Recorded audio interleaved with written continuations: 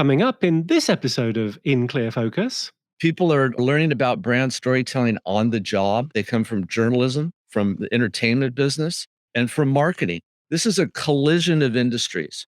Today, we have to skill up people. We have to embed these kind of micro certifications into their journey so that those are signals back to people like you who hire people. You're listening to In Clear Focus, fresh perspectives on the business of advertising, produced weekly by Big Eye, a strategy-led, full-service creative agency growing brands for clients globally. Hello, I'm your host, Adrian Tennant, Chief Strategy Officer at Big Eye. Thank you for joining us. At the start of this month, we spoke with Miri Rodriguez, the author of the book Brand Storytelling. Last week, we focused on audio branding and how sonic identities can trigger consumers' emotional brand associations. Today's episode continues the theme of using storytelling techniques to elevate branded content. We're going to learn about an innovative new educational program that's designed to equip storytellers with the skills they need to meet the growing demand for branded media content. The program is the brainchild of our two guests this week. Rick Parkhill is a successful business-to-business media entrepreneur, the founder of Infotext, Digitrends, and iMedia. A self-confessed media junkie, Rick is a keen observer of the impact of media and technology on culture and society. He's produced over 100 advertising and media events and is currently the director of Brand Storytelling, a business-to-business media company serving the brand storytelling industry, which includes brand marketers, agencies, media and production companies, platforms, and content studios. Dr. Stephen Marshall is a professor in the Department of Media and Communications at East Tennessee State University, as well as a brand strategist.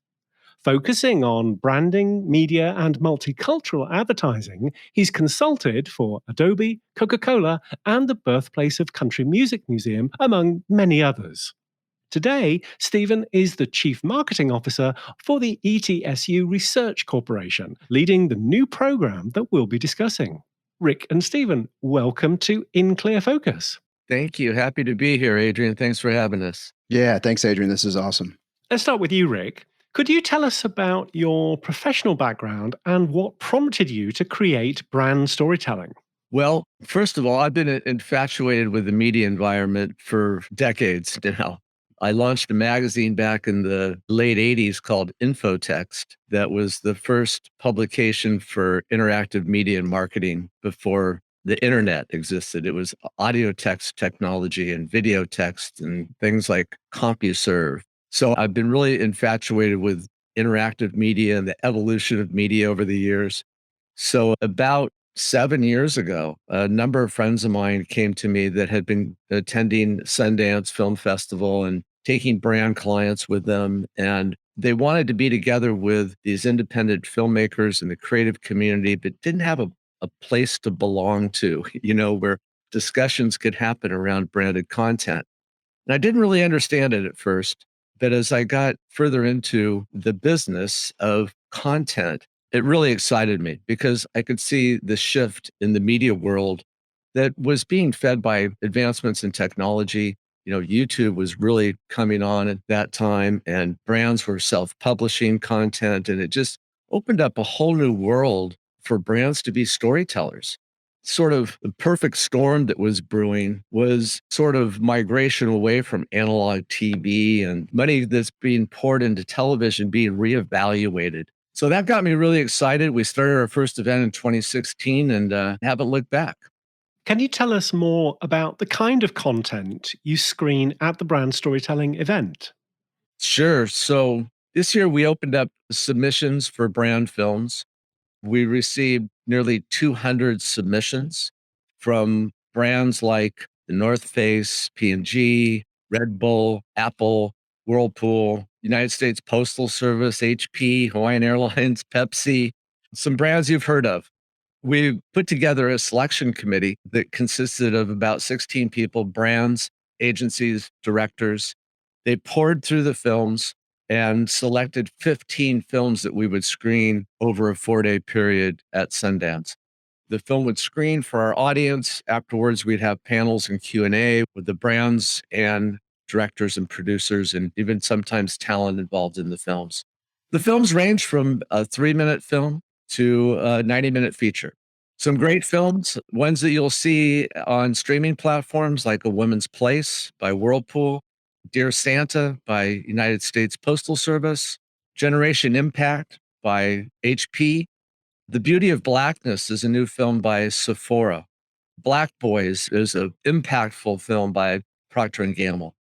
So we're very proud of the content that was selected, and we're anxious to screen it in front of a live audience in Park City in January, but unfortunately that was unable to happen. How has the content evolved over the years that you've been running the event? Well, I'll tell you, 5 years ago, we wouldn't have been able to run the brand storytelling theater as we did this year. Had we opened to submissions just 5 years ago, the quality and quantity of the content would have been far less. This is a fairly new phenomena going on where brands are redirecting investment away from interruptive advertising to engaging content. Brands are finding their ways onto the streaming platform when television audiences are migrating to Hulu and Netflix and Amazon Plus and Disney Plus and Paramount Plus, go on and on. Brands need to follow the audience. So how are they going to do that on a streaming platform that doesn't provide 30-second spot commercials?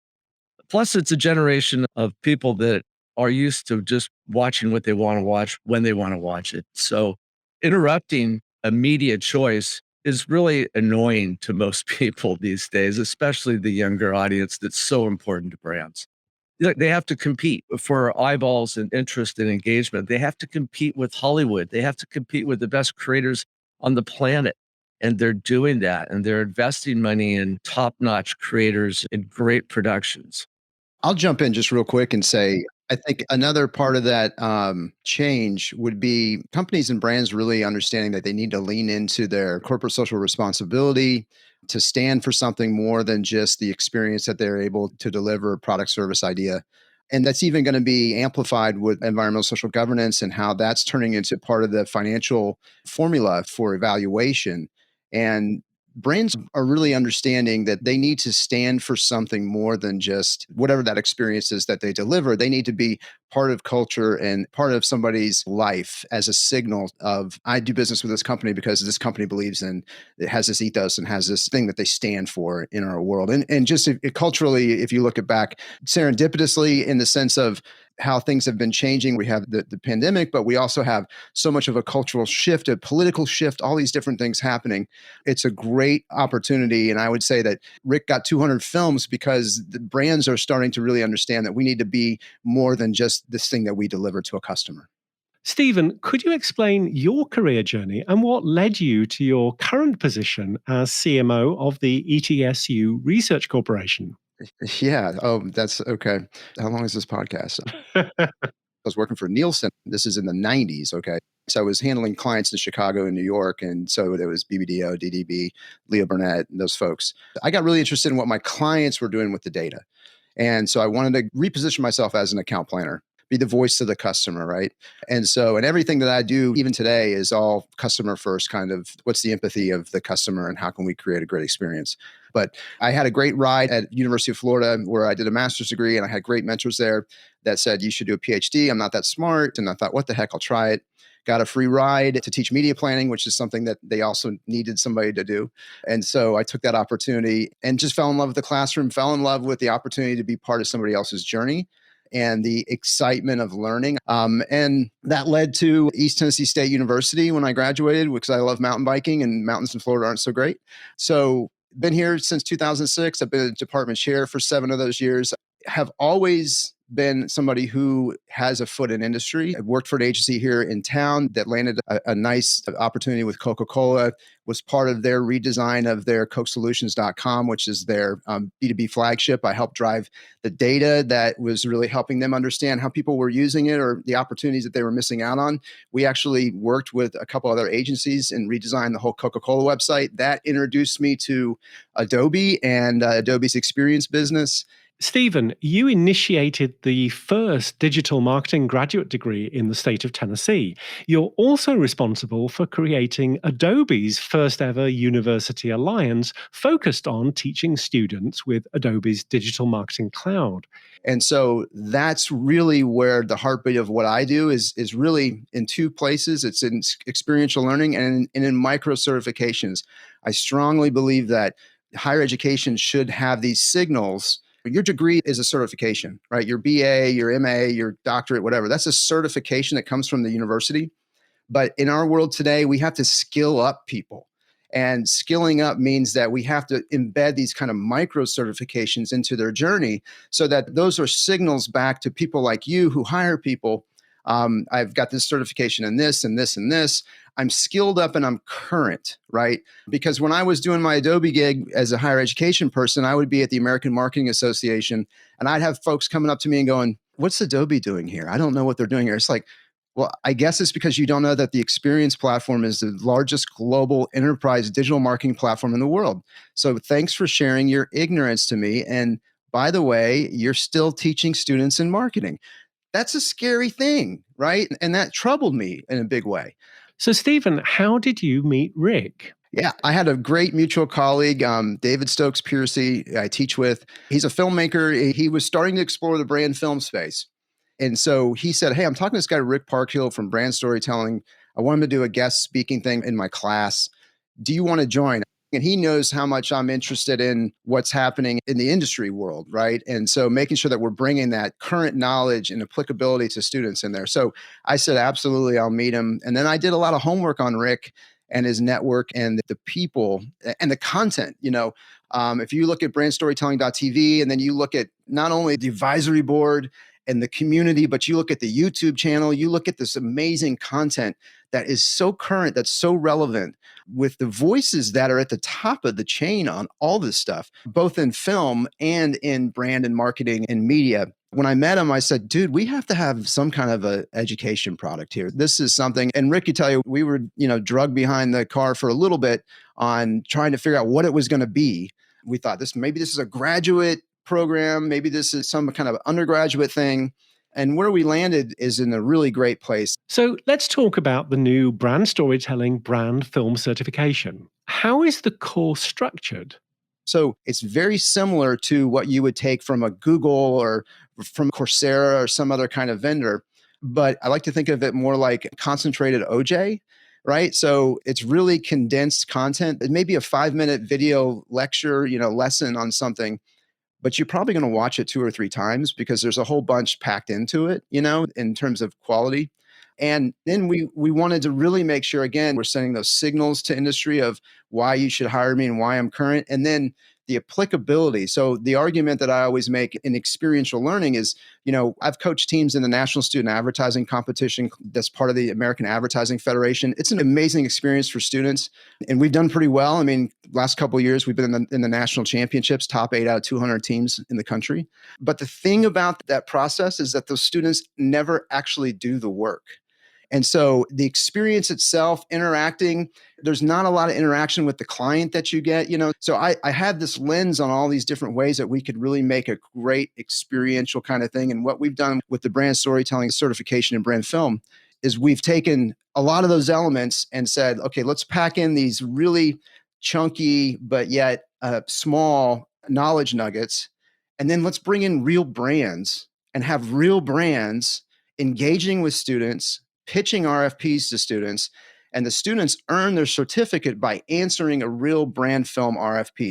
And then to bring all these guest speakers that you see on the YouTube channel for brand storytelling, we have so much exclusive content with interviews with just some of the best and brightest in the industry that students are able to digest. And then we have engagement with our faculty. So we have these office hours where students get to ask the faculty questions.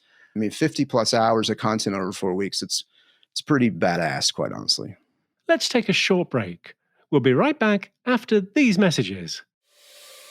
I'm Sandra Marshall, VP of Client Services at Big Eye. Every week, In Clear Focus addresses topics that impact our work as advertising professionals. At Big Eye, we always put audiences first. For every engagement, we're committed not just to understanding our clients' business challenges, but also learning about their prospects and customers' attitudes, behaviors, and motivations. These insights inform our strategy and collectively inspire the account, creative, media, and analytics teams working on our clients' projects. If you'd like to put Big Eye's audience-focused consumer insights to work for your brand, please contact us.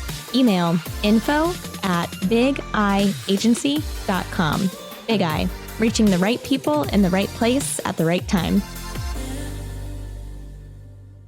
Each month, in partnership with our friends at Kogan Page, the Big Eye Book Club features interviews with authors who are experts in specific areas of marketing. February's featured book is Brand Storytelling, Put Customers at the Heart of Your Brand Story, by Miri Rodriguez. In Clear Focus listeners can save 20% on a print or electronic version of the book with exclusive promo code BIGEYE20, that's BIGEYE20. This code is valid for all products and pre-orders and applies to Kogan Page's free ebook offer. To order your copy of Brand Storytelling, go to koganpage.com. Welcome back.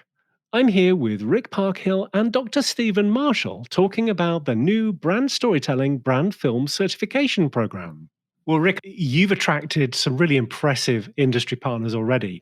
Could you tell us a bit more about them and how they're involved in the program? Sure. So our industry partners include companies like Intel, Southwest Airlines, Discovery, Univision, Body Armor, the energy drink that was just bought by Coca-Cola. So we have these amazing brands that are behind each one of the cohorts that we'll produce in 22.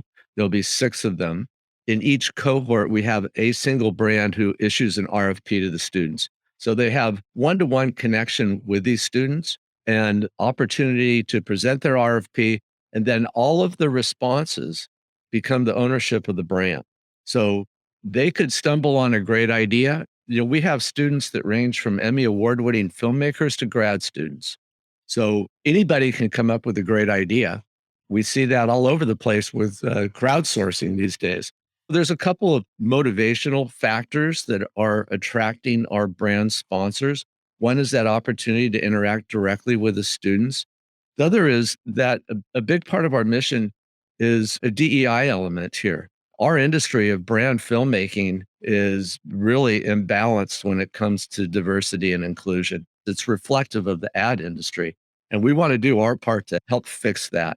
So we're working with various organizations to help recruit scholarship applicants that are DEI students, that are underrepresented folks, and bring them into an immersive program that allows them to work in teams with other students and have the opportunity to present their response to the RFP in person to the brand live. So we're introducing these folks directly to Intel and Discovery and Univision and Southwest Airlines and mentoring them along the way, giving them opportunity and building their network. So that's a big motivational factor from these great brands that are working with us that want to help us in that mission and embrace that.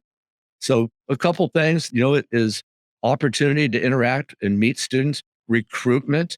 All of these companies are looking to build their internal teams of brand storytellers, content development. And look, brand storytelling has some history with these folks too. So it wasn't coming to them cold.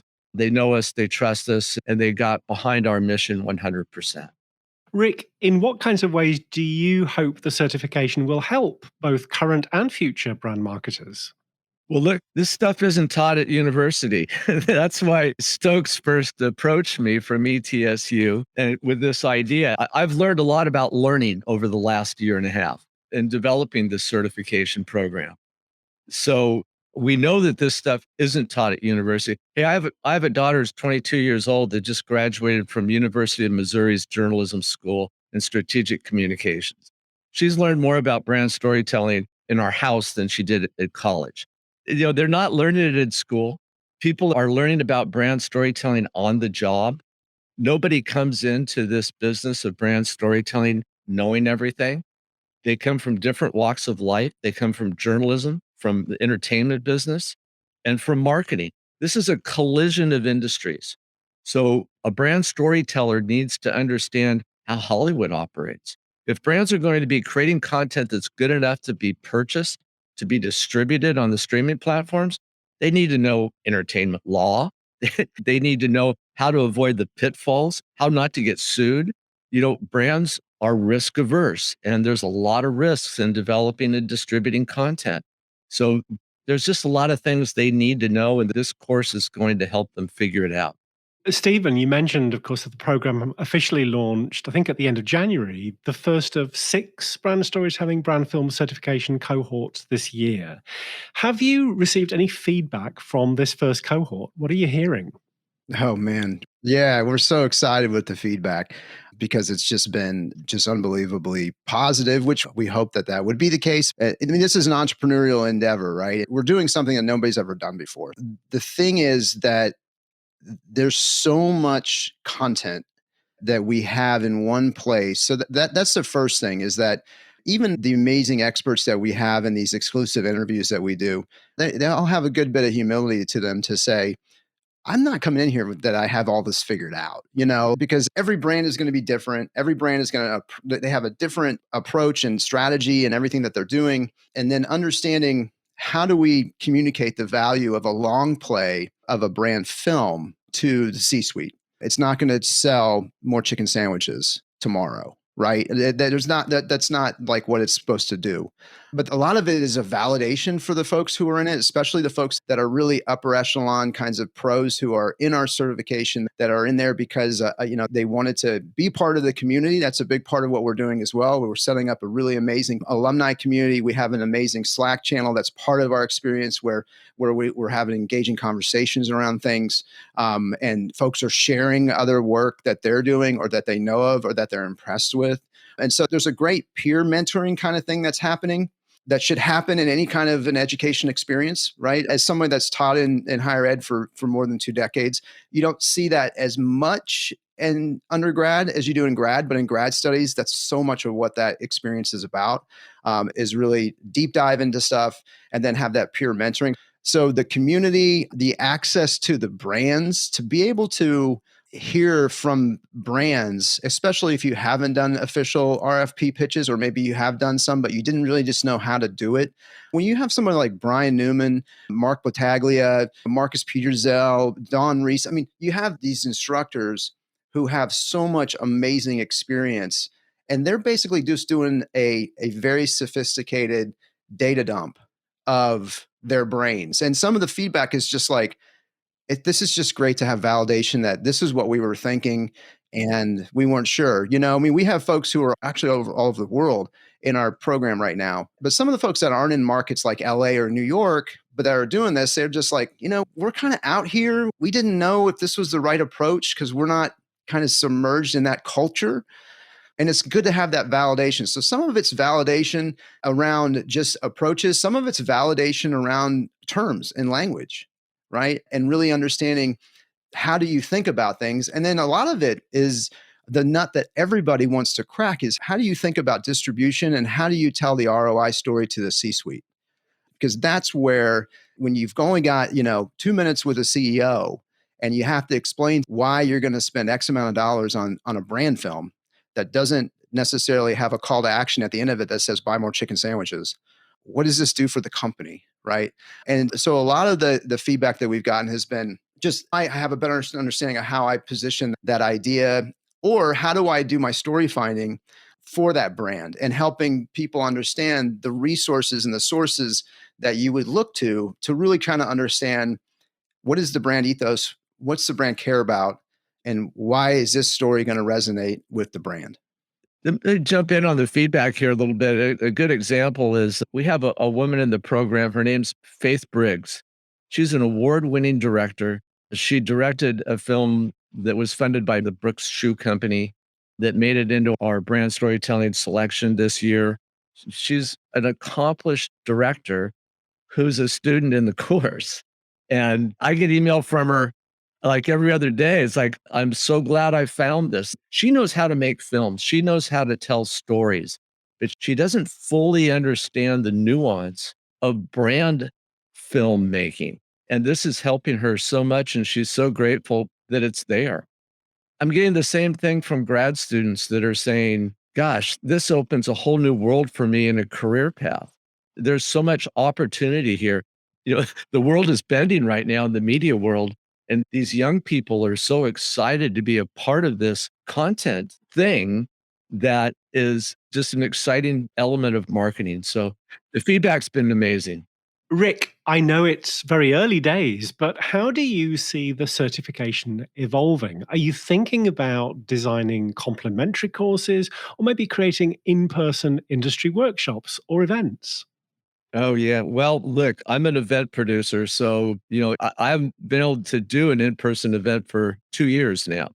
The major thing in my career is producing, bringing people together is what I've done, nurturing communities. And that's what we're doing with this group. Once they graduate from this cohort, they'll be in a private LinkedIn group. We're going to have a strong alumni factor here. This is such a collaborative industry of writers, directors, filmmakers, brands, producers, media companies. They all need to work together. So it all lends itself to workshops on, ongoing ways to collaborate. And so there's that. And then there's additional courses, of course. I mean, we started with brand film, but brand storytelling takes on a lot of different forms. We're on a podcast right now. Brands are big into podcasting, audio storytelling. That's a whole nother course. Social video, very short form video storytelling for social distribution. There's this crazy thing around the corner called the metaverse. We hear more and more about it every day. It's the shiny new thing that's out there in the marketing media world. And there's going to be rich storytelling to do in the metaverse. That's going to require a lot of education. So we see all sorts of opportunities to expand on our course offerings because we got to follow what the industry needs. And what marketers and students need is these forms of education and these courses. Where there's a need, we'll look to fill it. Stephen, if In Clear Focus listeners would like to learn more about the brand storytelling brand film certification, what's the best resource to start with? Just go to brandstorytelling.tv/certification, or if you just get to brandstorytelling.tv, you'll find that link in the nav and click on that. And you can find me on LinkedIn very easily, Stephen Marshall, if you want to have more engagement with me. But brandstorytelling.tv is where you'll find pretty much all the information you might want to know about this. Rick and Stephen, thank you both very much for being our guests this week on In Clear Focus. Thanks. It's been our pleasure. Yeah, thanks for having us. It's been great. Thanks to my guests this week, Rick Parkhill of Brand Storytelling and Dr. Stephen Marshall of East Tennessee State University. You'll find a transcript with links to the resources we discussed today on the In Clear Focus page at bigeyeagency.com under Insights. Just select Podcast. If you enjoyed this episode, please consider following us wherever you listen to podcasts and contributing a rating or a review. Thank you for listening to In Clear Focus. I've been your host, Adrian Tennant, Chief Strategy Officer at Big Eye. Until next week, goodbye.